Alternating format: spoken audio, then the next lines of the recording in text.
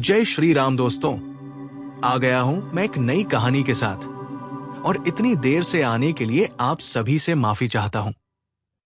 आज की कहानी महाभारत के उस रहस्यमयी योद्धा की है जिसके बारे में कहा जाता है कि वो आज भी हमारे बीच जीवित है। ये कहानी है गुरु द्रोणाचार्य के पुत्र अश्वत्थामा की, जिसे भगवान श्री कृष्ण ने एक ऐसा भयानक श्राप दिया था कि वो कलयुग के अंत तक मुक्ति के लिए भटकता रहेगा। अश्वत्थामा कोई साधारण योद्धा नहीं था। वो भगवान शिव के अंश से उत्पन्न हुआ था और उसके माथे पर जन्म से ही एक चमत्कारी मणि थी जो उसे भूख, प्यास, थकान और किसी भी अस्त्र शस्त्र के वार से बचाती थी। महाभारत के युद्ध में जब पांडवों ने छल से गुरु द्रोणाचार्य का वध किया तो अश्वत्थामा क्रोध की अग्नि में जल उठा। युद्ध के अंतिम चरण में जब दुर्योधन अपनी अंतिम सांसें ले रहा था, अश्वत्थामा ने प्रतिज्ञा की कि वो पांडवों का समूल विनाश कर देगा। क्रोध में अंधा होकर उसने रात के अंधेरे में पांडवों के शिविर पर हमला कर दिया और द्रौपदी के 5 पुत्रों को पांडव समझकर मार डाला। इतना ही नहीं, उसने पांडवों के वंश को समाप्त करने के लिए उत्तरा के गर्भ में पल रहे शिशु अभिमन्यु के पुत्र परीक्षित पर ब्रह्मास्त्र चला दिया। जब भगवान श्री कृष्ण को यह पता चला तो वे अत्यंत क्रोधित हुए। उन्होंने उस ब्रह्मास्त्र को वापस मोड़ दिया और परीक्षित की रक्षा की।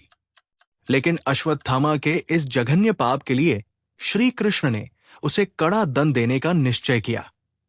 श्री कृष्ण ने अश्वत्थामा के माथे से वह दिव्य मणि जबरन निकाल ली जिससे उसके माथे पर एक गहरा घाव हो गया। प्रभु ने उसे श्राप दिया, तुमने जन्म और मृत्यु के चक्र का अपमान किया है, इसलिए तुम अनंत काल तक इस धरती पर भटकोगे। तुम्हारे घाव से हमेशा मवाद और रक्त बहता रहेगा जिससे दुर्गंध आएगी। तुम इंसानों के बीच रहकर भी उनसे बात नहीं कर पाओगे और नहीं तुम्हें कभी मौत आएगी। कलयुग के अंत तक तुम इसी पीड़ा को झेलते रहोगे।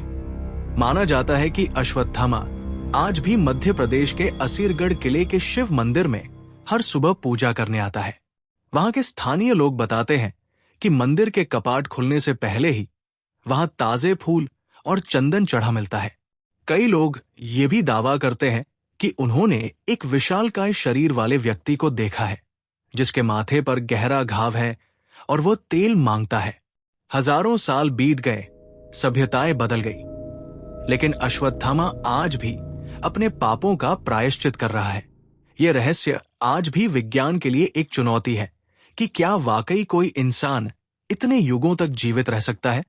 ऐसी ही कहानियों के लिए अल्फाज ए भक्ति से जुड़े रहें। अगर आपको यह जानकारी पसंद आई हो